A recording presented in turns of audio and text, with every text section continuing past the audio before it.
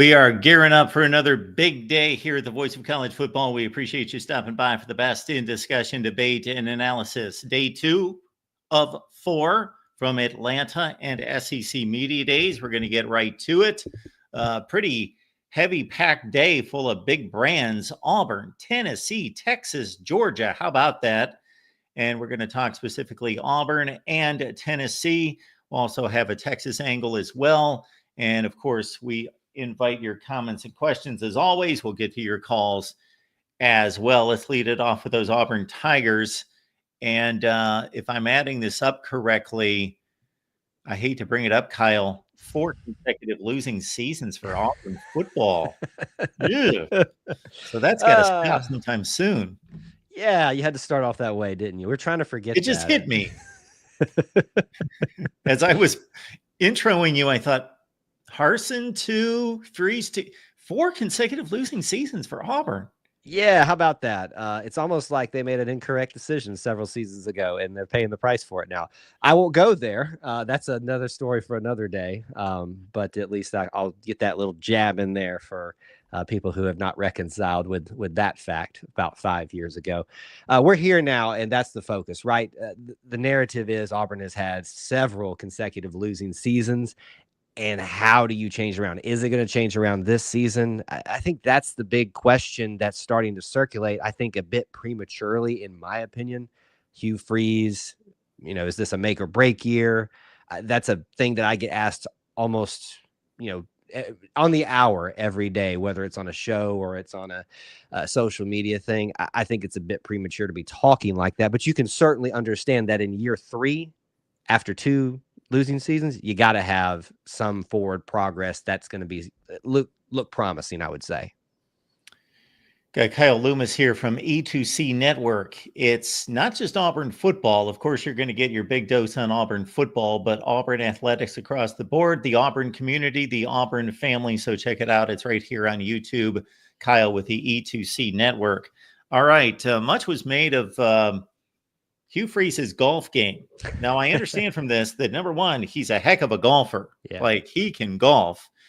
And number 2, I don't know if there was some kind of tracking system involved or if he's in a league where the number of times that he's on the course is being tracked, but how this got to be a thing that the likes of Lane Kiffin and others are. Well, Lane Kiffin dives into any type of topic that he can get his hand on and get his thumb on the Twitter account.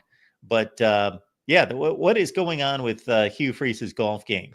Well, it's much ado about nothing, in my opinion. It's what always happens in the middle of the summer, where everybody, whether they admit or not, is done talking about predictions and, is this going to happen, that going to happen? We have to circulate things for clicks and things like that.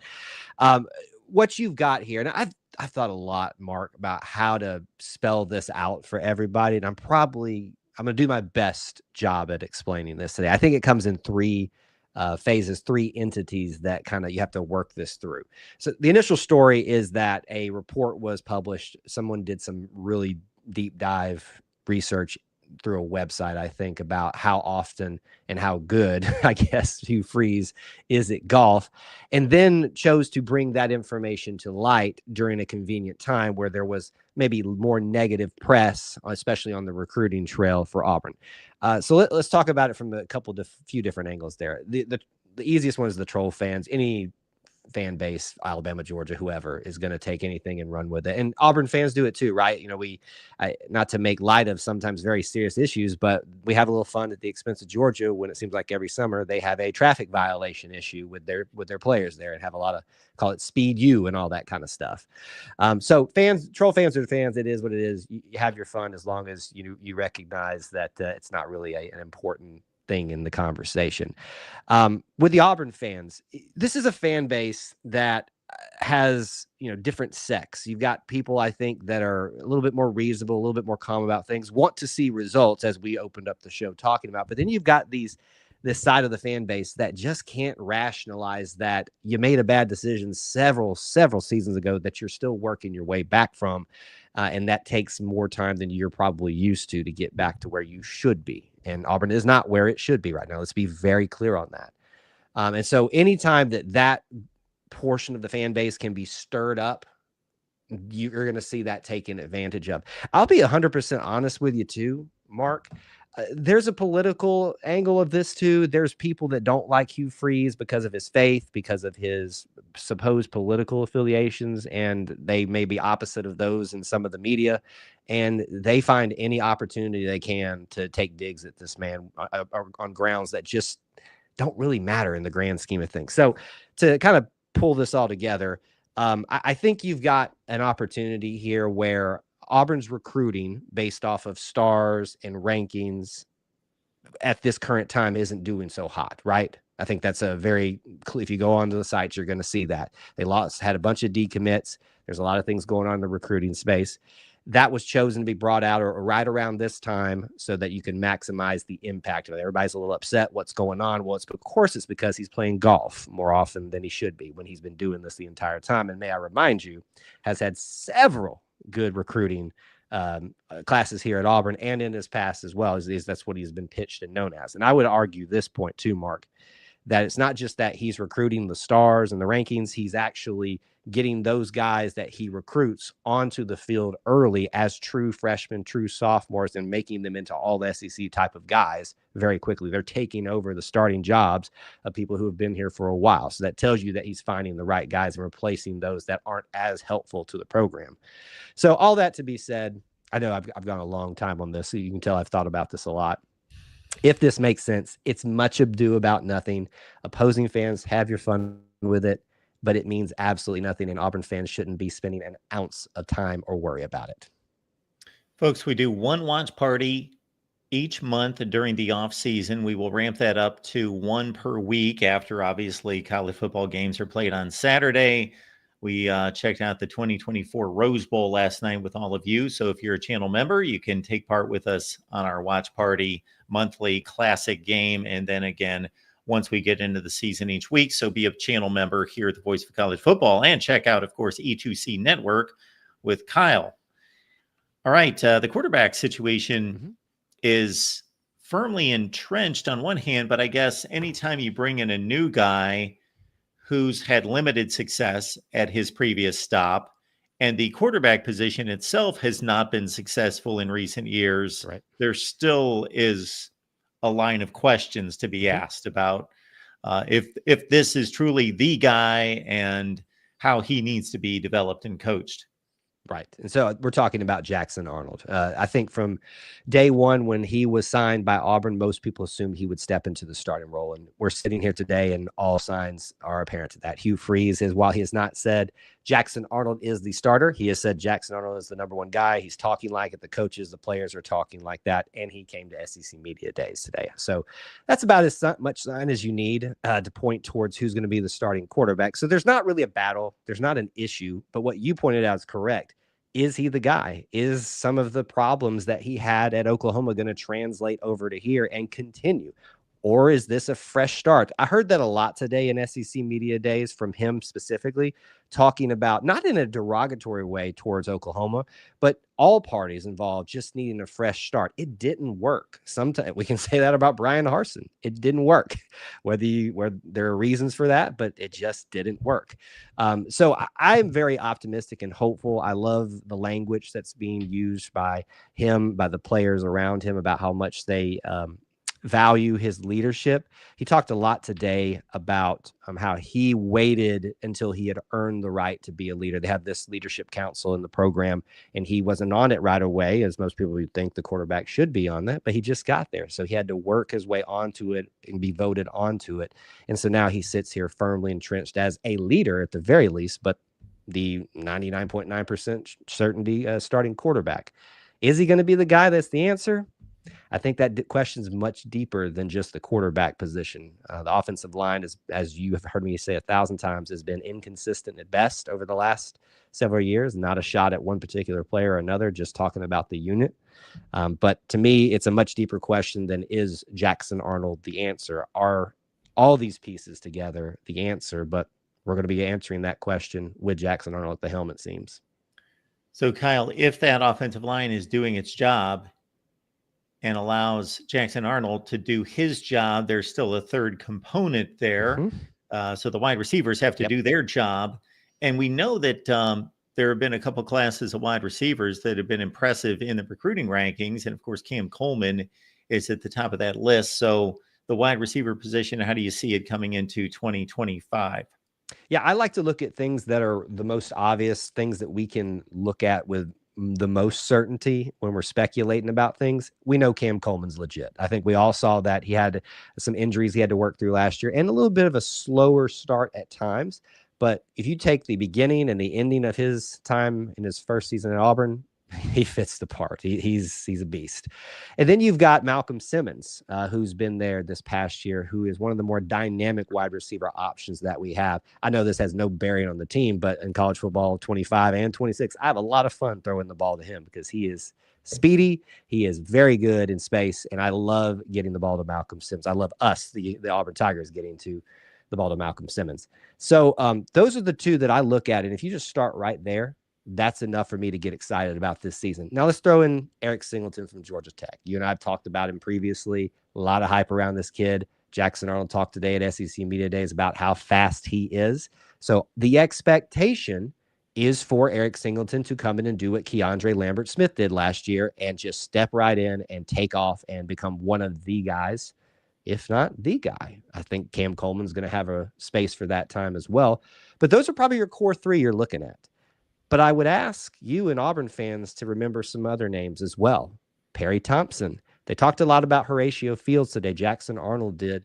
And I think they feel like he's getting slept on a little bit. He came over from Wake Forest. Sam Turner's a young name as well. Bryce Kane's still there, part of that Freeze 4 class that you talked about. So the weapons are plentiful. The weapons are various. And certainly it's not from, there's no lack of that at the wide receiver position.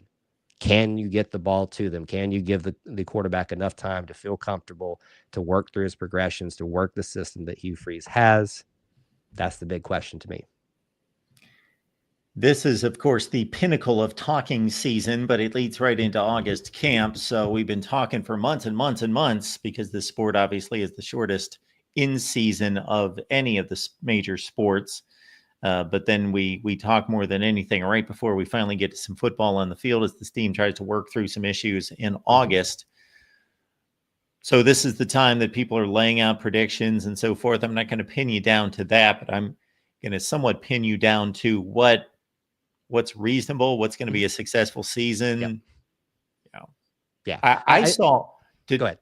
I'm sorry to interject another thing here that tells us a lot about the landscape of college football, that Auburn, at least on the list that I saw of college football playoff. Now, this was not just to reach the college football playoff. This was to win the national championship.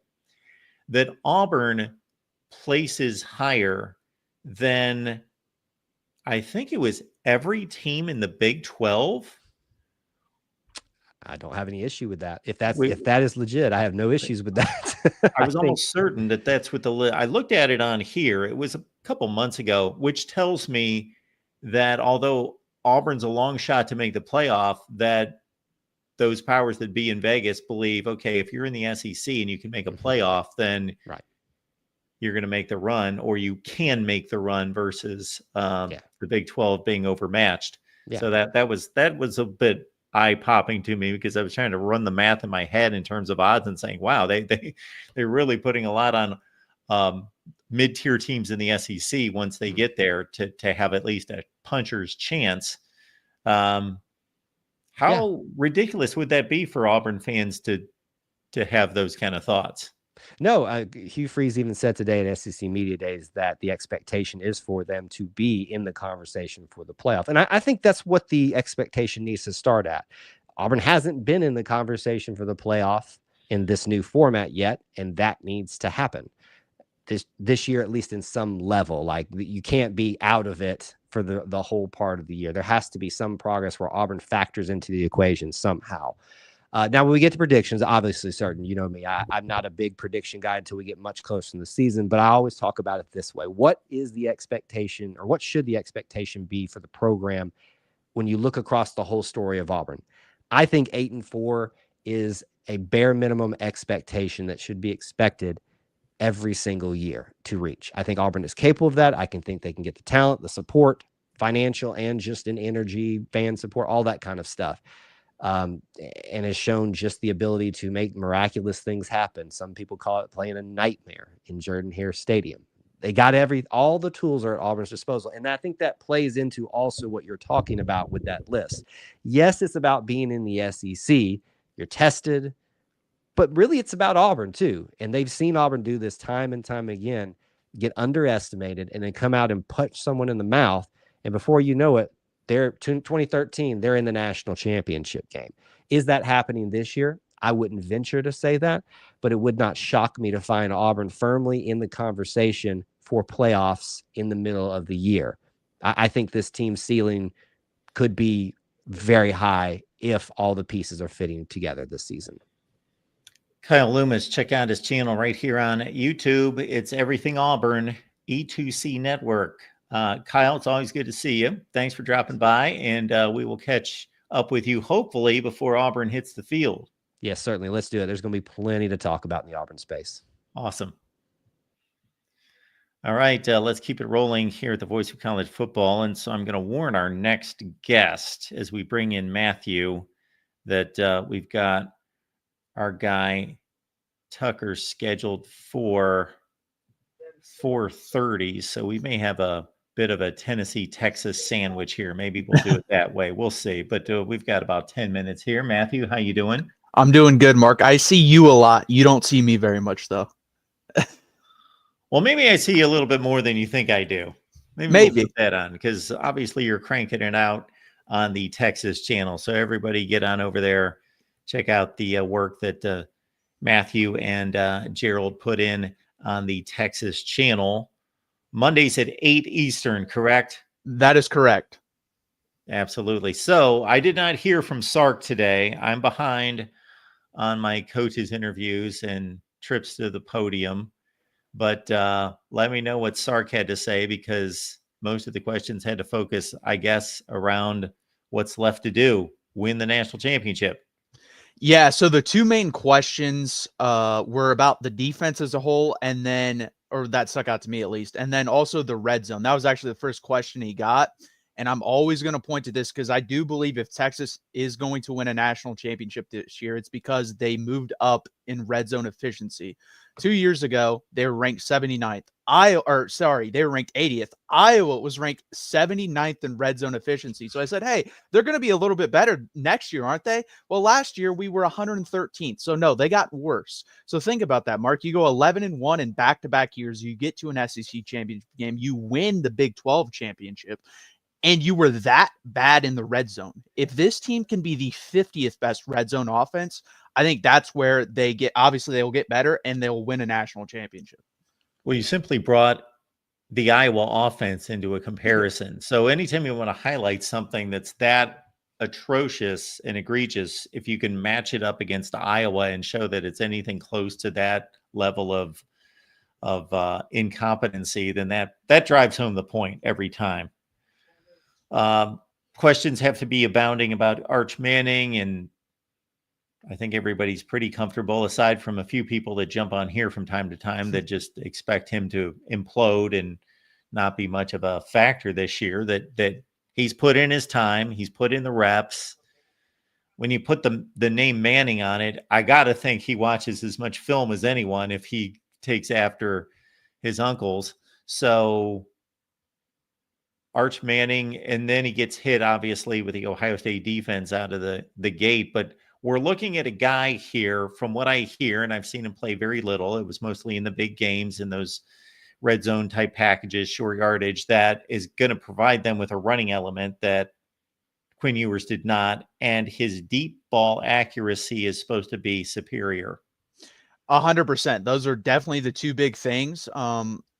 Another thing, Brooks Austin, the Film Network guy, does a really good job here on YouTube.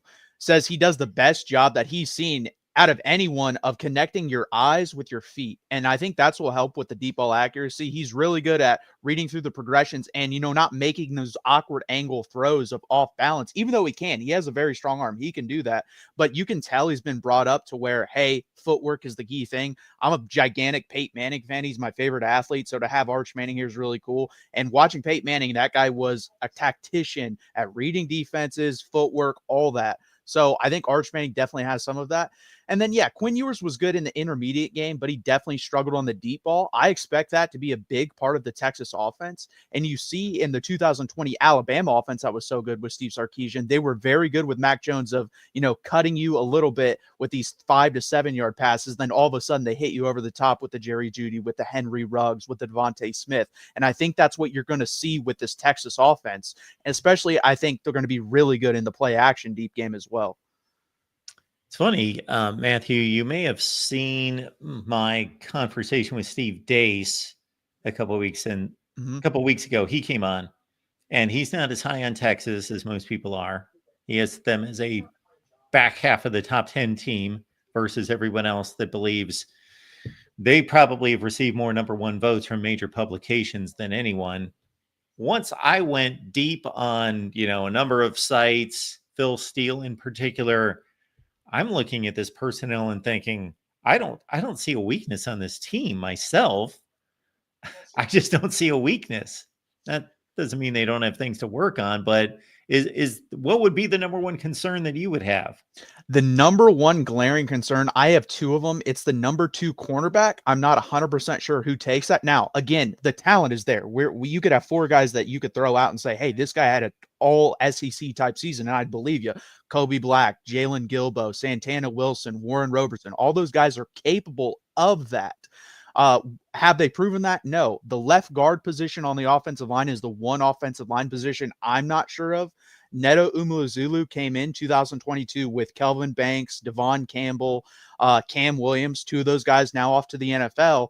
I haven't seen him play yet. Is he going to be good on the Texas offensive line? I'm not sure. I'm confident in Trevor Gooseby. Trevor Gooseby played fantastic versus Georgia in the SEC championship game and played fantastic versus Texas A&M when Kelvin Banks was out. I was actually shocked by that when he came in because he was a low 3-star, middle 3-star recruit, but he had all the physical tools. He's clearly put that together. I'm very confident. I'm confident at Cole Hudson at center. I'm confident Devon Campbell at right guard. Right tackle's a little bit of a question, but you have Brandon Baker there, 5-star kid that everyone wanted. I expect him to be the right tackle. If he's not, Nick Brooks is a high 4-star kid that apparently the first week he was on the football field, everyone on the Texas staff pointed and said that's a future first-round pick. So I feel pretty confident along the offensive line other than the left guard position. So correct me if I'm wrong, that this line was loaded with talent last year. Obviously, Kelvin Banks was a first-round draft pick, and I think 3 guys were drafted. Yeah. But they didn't really perform as a dominant line the entire season like they should have. You nailed it. So they came into the season and everyone thought this is going to be one of the best lines in college football. This is going to be one of the best lines in college football. And they were a very good line. Did they live up to my expectations for the offensive line? No.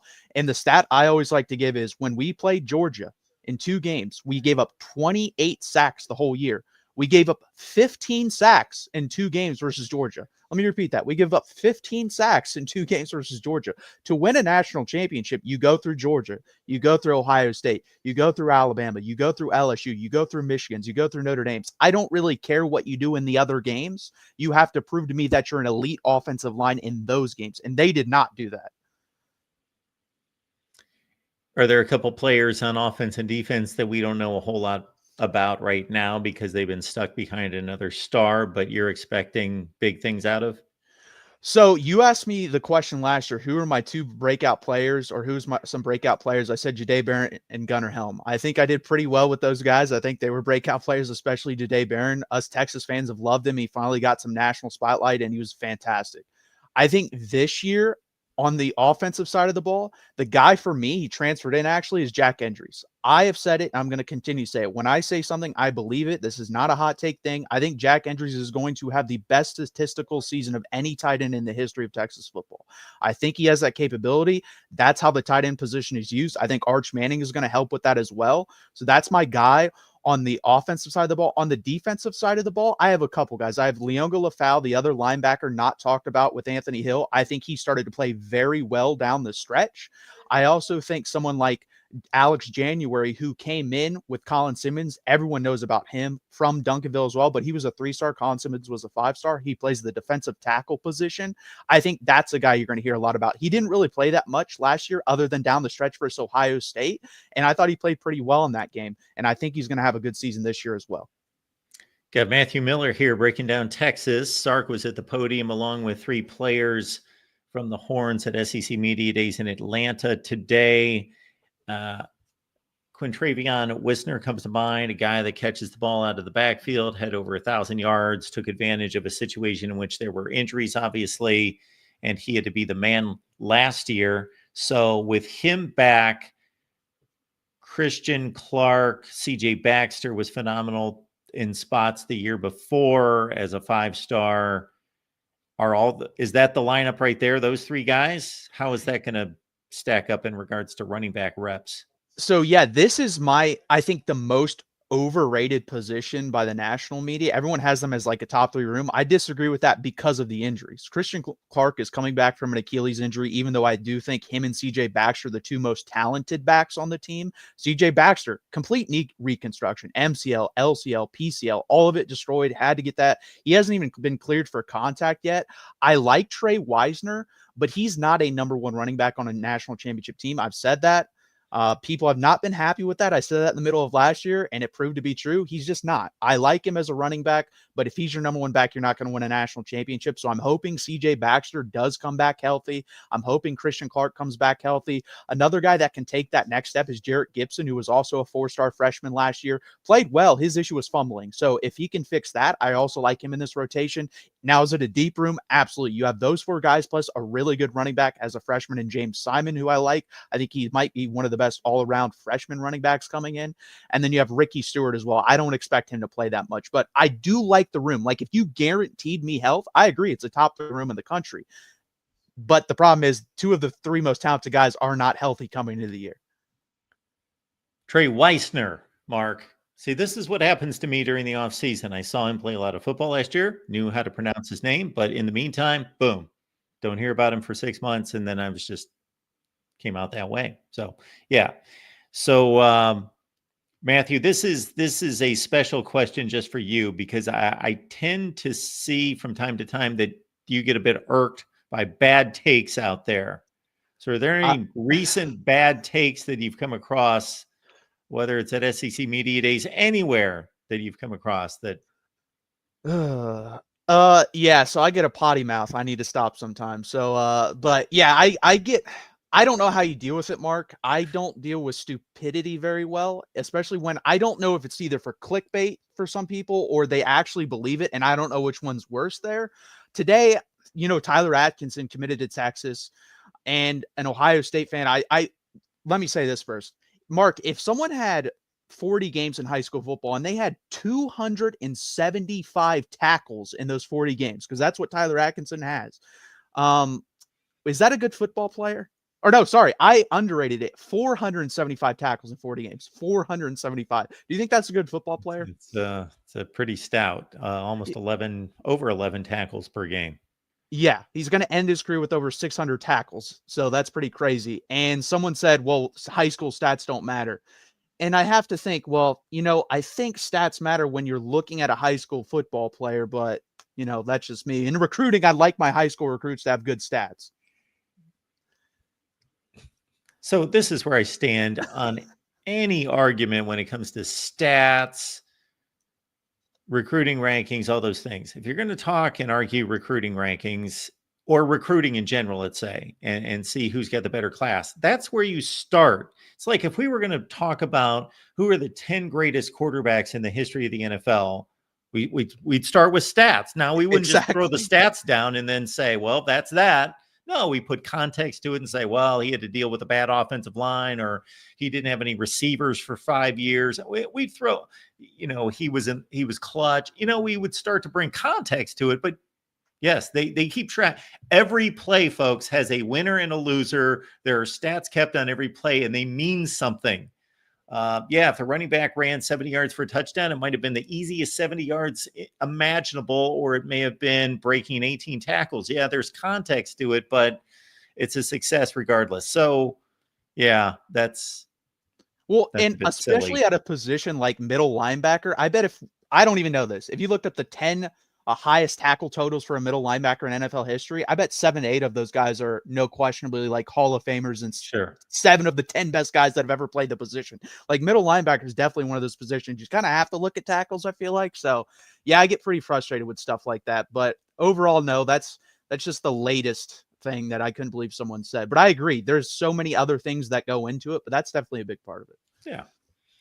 Matthew Miller with the Texas Channel, breaking down the horns each and every Monday at 8 Eastern. So get on over there, check out Matthew and the rest of the crew talking Texas football.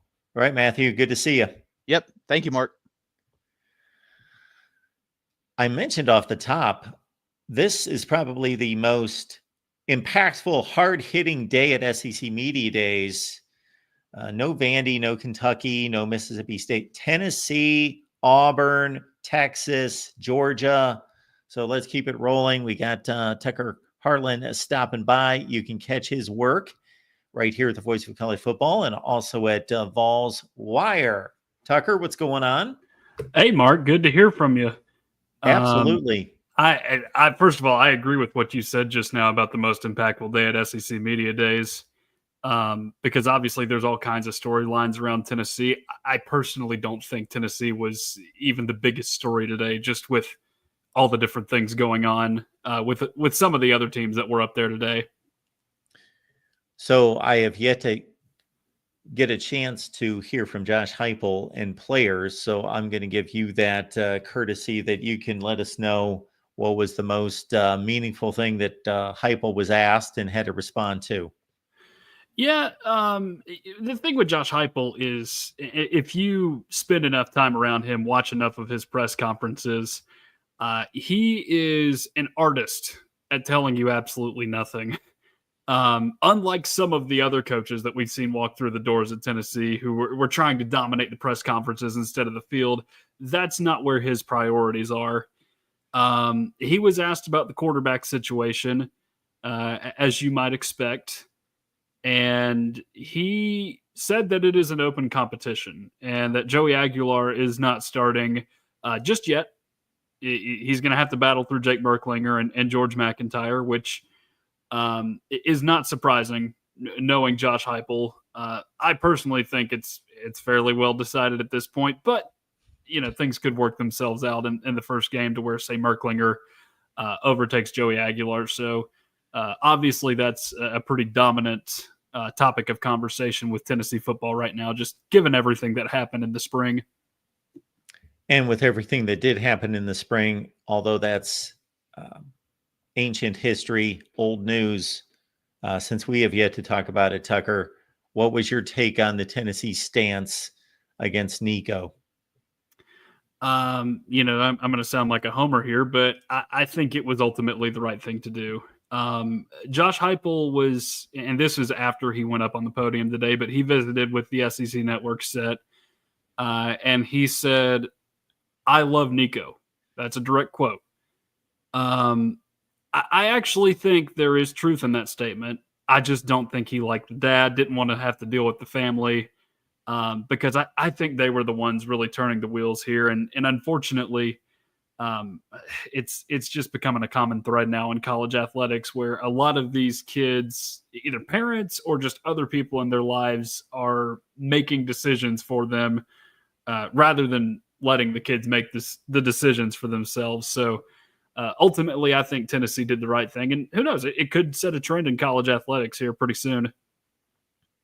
I'm sure once this, what turned out to be the first ever NIL trade was made of sorts, that Tennessee fans were running to App State highlights on YouTube to check out Joey Aguilar. So once you were able to dive in yourself, what did you see there, and where do you think are the comparisons between the two?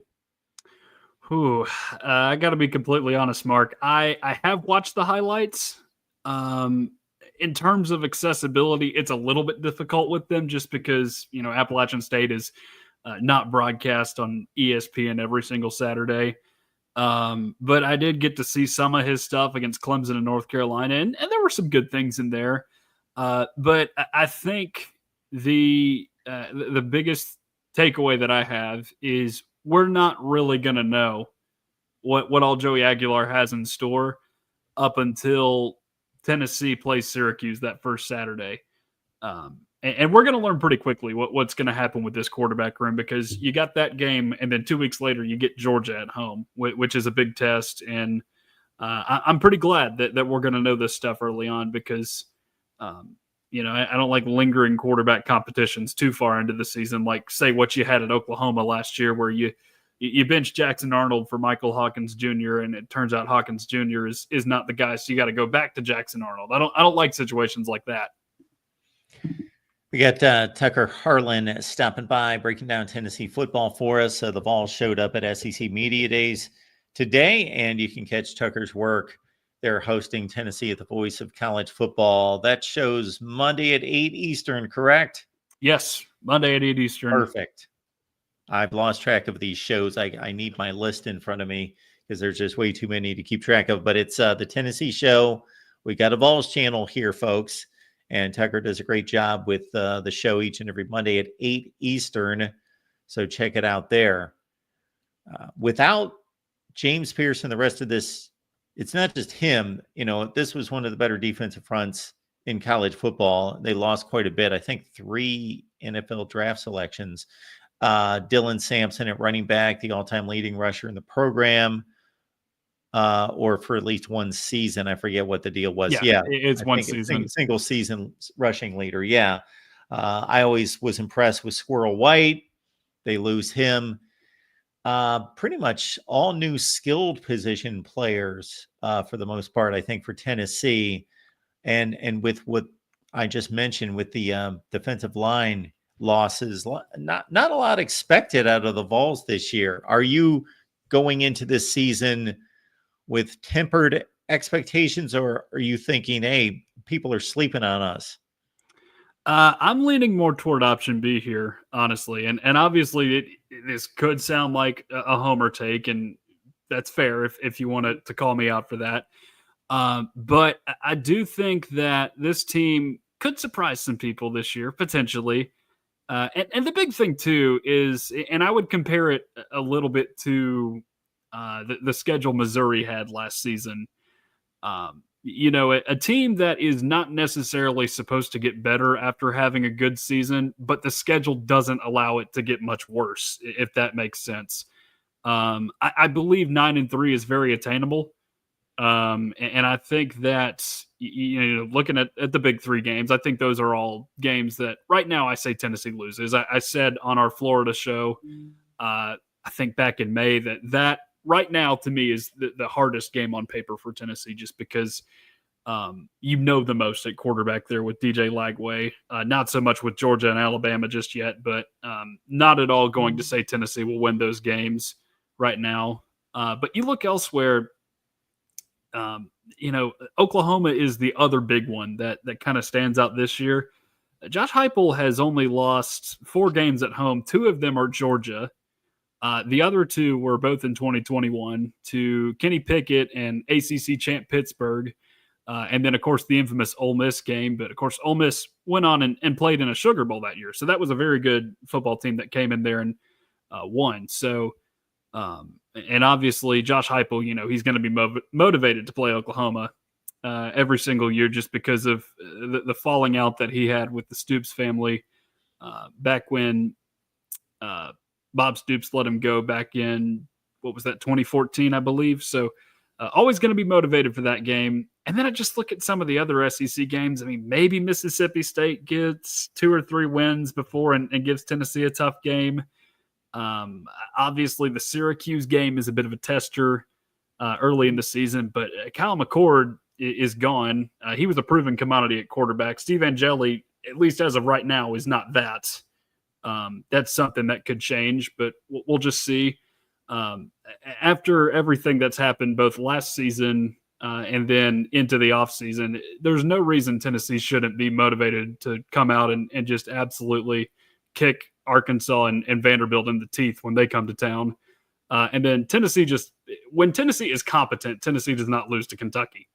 So, you can be low on Tennessee all you want, but just look at the schedule and tell me where there's more than 4 losses. Really, I think 8-4 is a season that, it's not. It shouldn't be considered a disappointment. It's not what Tennessee wants necessarily, but 9-3 or better, that should be considered a great success given everything that's happened in the offseason. We appreciate Tucker stopping by to break down the Vols for us. Again, you can catch Tucker's work at Vols Wire, and then also here at the Voice of College Football, the Monday show on the Tennessee Channel, 8 Eastern time. Tucker, good to see you, and drop by anytime, talk some Tennessee football with us. And again, it's a week 1 showdown in Atlanta against the Cuse. All right, Tucker. Thank you for having me on, Mark. Thank you. All right, let's keep it rolling here at the Voice of College Football. We will take your calls for a few minutes if you so choose, and we get a call in here from our buddy Caden. Hey, Mark, how are you, sir? Hi, Caden. I'm doing just fine. How are you? SEC Media Days so far has been a little boring to me, honestly, but I mean, that's the way it's been for a while, but I'm not going to complain. It's been good in some aspects, but it's sometimes questionable in some other aspects, but not too terrible. All right, Caden, for one of the few times we agree. I said about SEC Media Days. I covered like 7 of them, and but I got to say that did not get credentials this year, and I got to say that I'm not that disappointed. It would have just been 5 hours to Atlanta, and kind of a waste of my time. Yeah, and I said this to Jackson last night. I said, Jackson, college football media days are just absolute dog crap because it's just the same old spiel that they have to go through. The coaches are always questioned with the players, and everybody's trying to know what's going to be going on for the next year or so, or this coming season for any team. Like, it's stupid in my opinion. Now, I could be wrong, Mark, but that's just how I feel.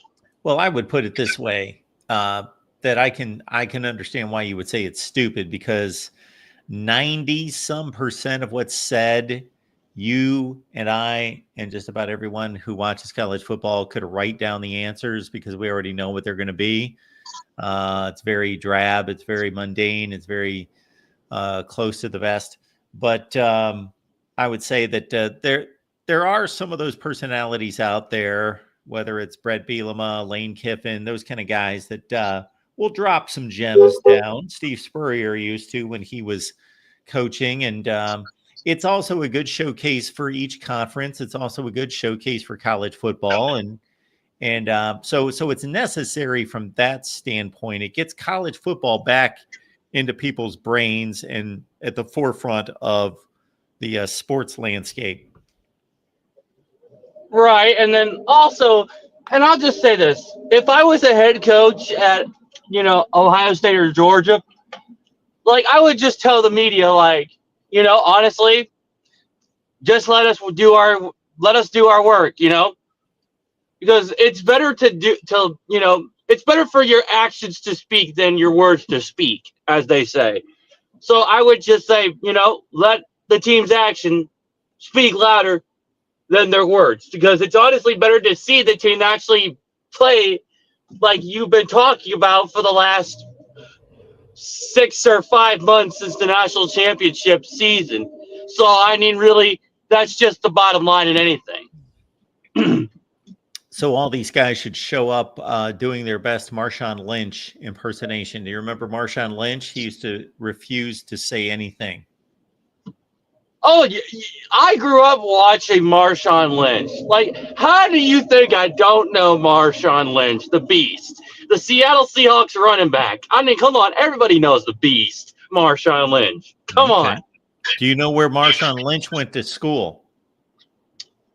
That was Cal. Very good. Do you know who drafted Marshawn Lynch? Yeah, that was the Buffalo Bill first. Very good. Well done, Caden. And then he got traded to the Seahawks. Then he left. Then he came back to the Raiders. And then he went back to Seattle. Then left. But I'll just say this, Mark. If I'm going to be watching SEC or any, like, especially Big Ten media days, I already know what Coach Day is going to say. And I already know what he's going to say about, our schedule. He's going to talk about our players, our staff, our team. It's like, okay, well, Coach Day, just let the team work. Just let the team hustle. Week 1 is already almost around the corner, and we got Texas, and you just had Matthew Miller on here. And I'll point this out to Matthew Miller, Mark. Last season, Georgia sacked Texas a total of 28 times. Think about this. You got Ohio State in week 1, and then you got Georgia coming down the road. I'm betting you that's going to be a lot of sacks handed to Texas, courtesy of 2 of the best teams in the country, in my opinion. And that's defensively wise. Because those are 2 teams that can reload on defense and can play 60 minutes of ball with no excuses. And that's what I really like about, and I've said this to people. That's what I like about Ohio State Georgia's defense, is that they can come into a game, they can score on you, and they could sack you. But if they don't choose to, they could just, ragdoll you and then just play around with you.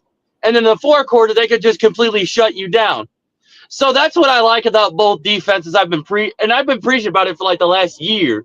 And I don't know why I don't understand how people don't get like my point of where I'm saying it. And I'll say this to the Georgia fans, they understand what I'm talking about. And that's just kind of where my head's at right now with Ohio State and Georgia, as far as I'm concerned.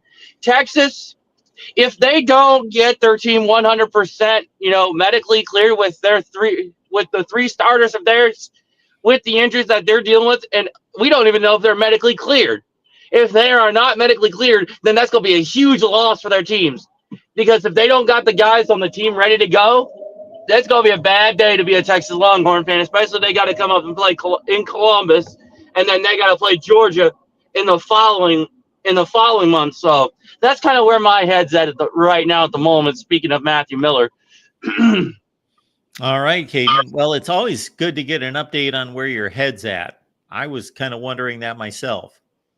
Oh, and Mark, I did want to mention to you, I do have a free schedule in November, so you can come and visit me in Columbus in November, if you're wondering. I checked my schedule, and November is the best option, because then I at least have a freer time, and then I can at least I have more free time and like talking or interviewing, and you can at least get the full scoop, 100% full scoop of everything. Because I certainly don't have much access to you from here. That I would need to come to Columbus, because certainly you usually shut down these phone calls pretty quickly. So I need more information from Caden. Hey, well, like I said, November, I'm available. So just message me on Twitter.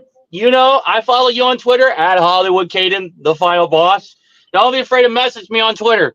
And oh yeah, I did save your normal callers meme that I was literally laughing about for the last 2 months. And I said, that is the most hilarious Mark Rogers moment when he said, normal callers.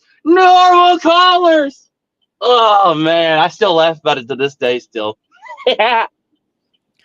Well, Caden, you have provided me with a lot of material, so I appreciate it. Well, and also, yes. Well, also good quality material, Mark. Just make sure you point that out. Good quality material. Caden, you have yourself a great day. And go Bucks.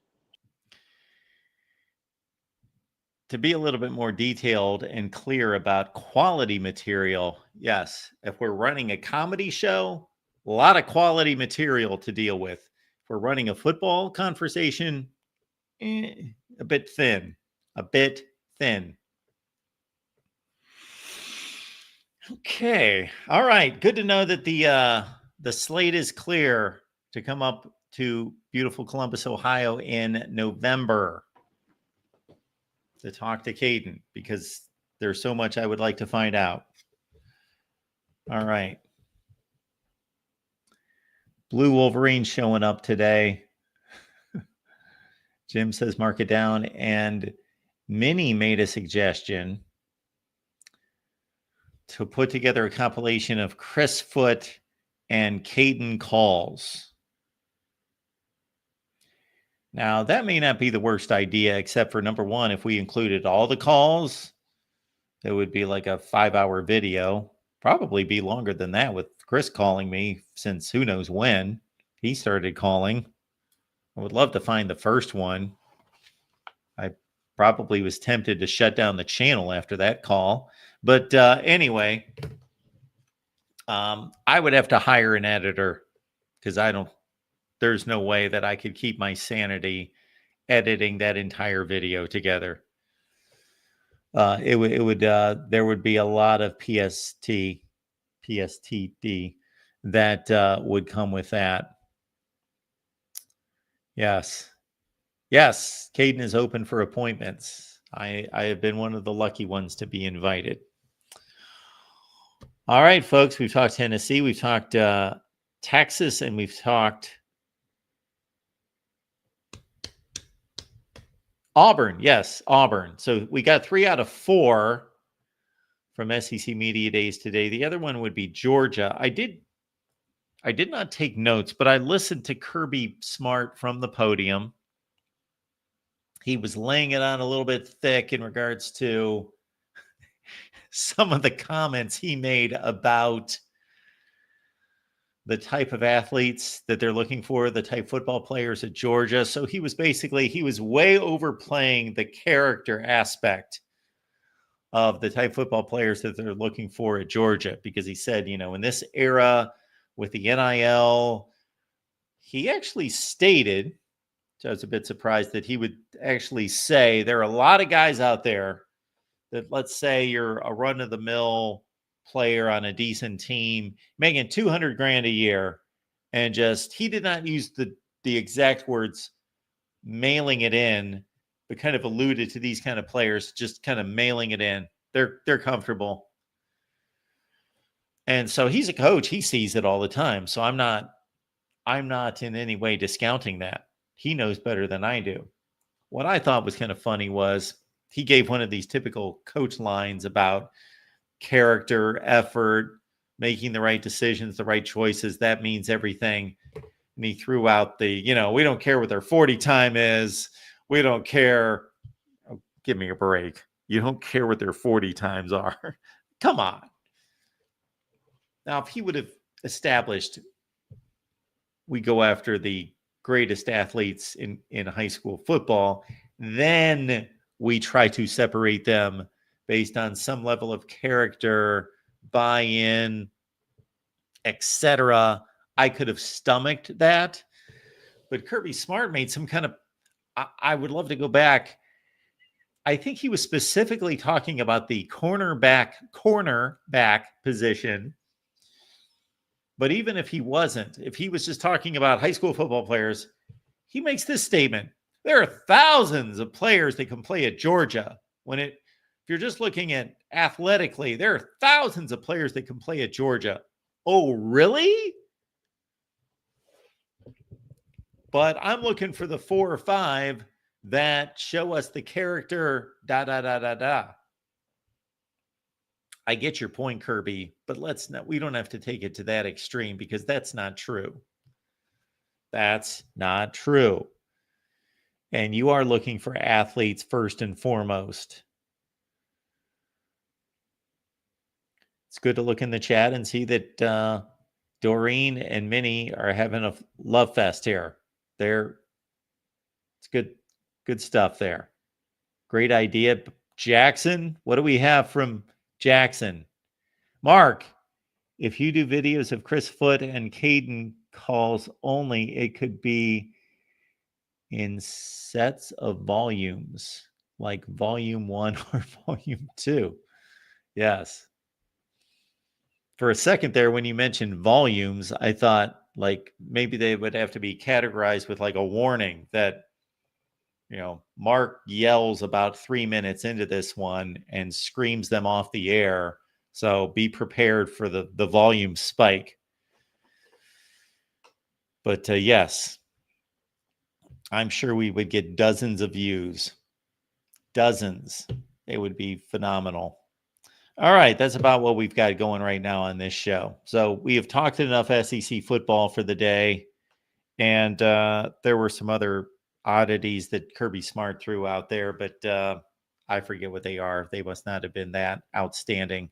We've got an Iowa show coming up at 5:30 Eastern, and we've got an Iowa beat writer showing up, Tom Kakert, and also our buddy Brian Moore from the Nebraska channel as we highlight Iowa opponents.